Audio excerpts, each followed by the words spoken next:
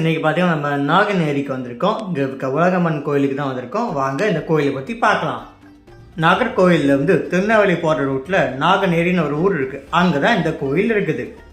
Bypass ரோட்லேயே பார்த்தீங்கன்னா அந்த கோயில் தெரியும். நீங்கள் போகும்போது கண்டிப்பாக நீங்கள் பார்த்துருப்பீங்க. அந்த கோயிலுக்கு வாசலும் பைபாஸ் ரோட்லேயே தான் இருக்குது.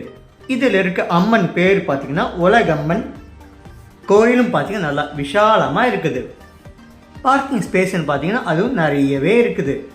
நாங்கள் போன டைம் பார்த்தீங்கன்னா மார்னிங் தான் போனோம். பட் வெயிலே இல்லாமல் சூப்பராக இருந்துச்சு கிளைமேட். இன்னைக்கு கோயிலுக்கு வெளியே பார்த்தீங்கன்னா நிறைய சாமிகள்லாம் வச்சுருந்தாங்க.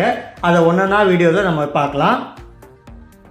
கோயிலில் பார்த்தீங்கன்னா இப்போ தான் பூஜை ஆரம்பிக்க போது. நாங்கள் கரெக்டாக பூஜை டைமில் வந்துட்டோம்.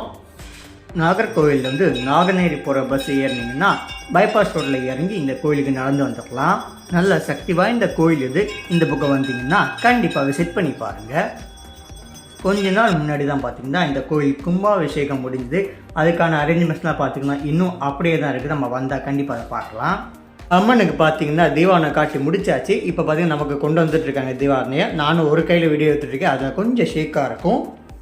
ஒரு கையில் வீடியோ எடுத்துக்கிட்டு அப்படியே தீவானை கும்பிட்டாச்சு. நாங்கள் 2 பேருமே பார்த்தீங்கன்னா காலையிலே குளிச்சு ரெடியாகி கிளம்பி வந்துட்டோம். நாங்கள் வந்து பார்த்திங்கன்னா சண்டே ஒரு 10:30 வரைக்கும் தான் கோயில் இருக்குன்னு சொன்னாங்க. அதனால் ஏர்லி மார்னிங் ரெடியாகி வந்தாச்சு.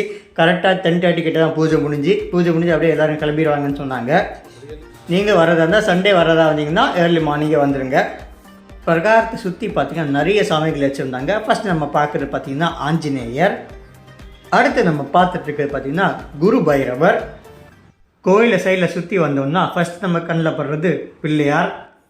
அதுக்கு அடுத்தபடியாக நமக்கு காட்சி தர்றது யாருன்னு பார்த்தீங்கன்னா நம்ம முருகர் தான், பாலமுருகர்.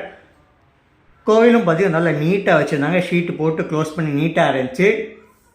கோயிலுக்குள்ளேயே நிறைய இடம் இருக்குது. நம்ம நல்லா நிம்மதியாக உட்காந்து தியானம் பண்ணுறதுக்கும் சூப்பரான இடம் இது. எனக்கு நல்லா பிடிச்சிருந்து இந்த கோயில். நாங்கள் போன அன்னைக்கு பார்த்தீங்கன்னா பிரசாதம் கொடுத்துருந்தாங்க. ஸோ நாங்களும் பிரசாதம் சாப்பிட்லான்னு சொல்லிட்டு தட்டை வாங்கியாச்சு.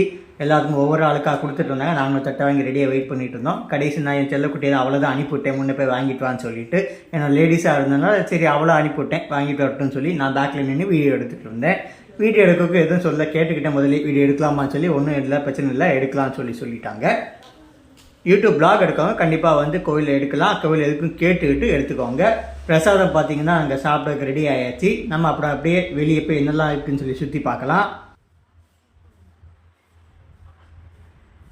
இந்த ஸ்டாச்சு பார்த்தீங்கன்னா கோயிலுக்கு வெளியே தான் வச்சுருக்காங்க. நம்ம பைபாஸ் ரோட்டில் போகும்போதே பார்த்தீங்கன்னா கண்டிப்பாக அந்த ஸ்டாச்சு தெரியும். கோயிலுக்கு சைட்லேயே பார்த்தீங்கன்னா சப்த கன்னிகள்னு சிலைகள்லாம் வச்சுருந்தாங்க. அதுக்கு பக்கத்துலேயே பார்த்தீங்கன்னா நாகராஜாவுக்கான புத்தூர் இருந்துச்சு. முன்னாடி இதுக்குள்ளே இருக்க புத்து மட்டும்தான் இருந்திருக்கு. இப்போ தான் அதை பெருசாக கட்டியிருக்காங்க. அதில் பால்லாம் ஊற்றுவாங்கன்னு சொல்லி உள்ள கோயிலில் சொன்னாங்க. இப்பயும் உள்ள நாகர் இருக்கதா நம்புகிறாங்க. கோயில் வாசல்லே பார்த்தீங்கன்னா அந்த பிரம்மாண்டமான ஸ்டாச்சு இருக்குது. அந்த ஸ்டாச்சு கீழே பார்த்தீங்கன்னா ஒரு கோயிலும் இருக்குது. நம்ம அதை போய் பார்க்கணும்னு சொல்லலாம். அது என்ன கோயில்னு பார்த்தீங்கன்னா நம்ம லிங்க பைரவி. நம்ம ஈஷா யோகாலெல்லாம் நீங்கள் பார்த்துருப்பீங்க. அந்த லிங்க பைரவி பார்த்தீங்கன்னா இங்கேயும் இருக்குது. ஈஷா யோகா வரைக்கும் போய் பார்க்க முடியாதவங்க கண்டிப்பாக இந்த நாகநேரியில் இருக்க உலகம்மன் டெம்பிளுக்கு வந்து லிங்க பைரவை தரிசனம் செய்யலாம். இந்த கோயிலுக்கு பார்த்தீங்கன்னா ரீசெண்டாக தான் கும்பாபிஷேகம் நடந்தது.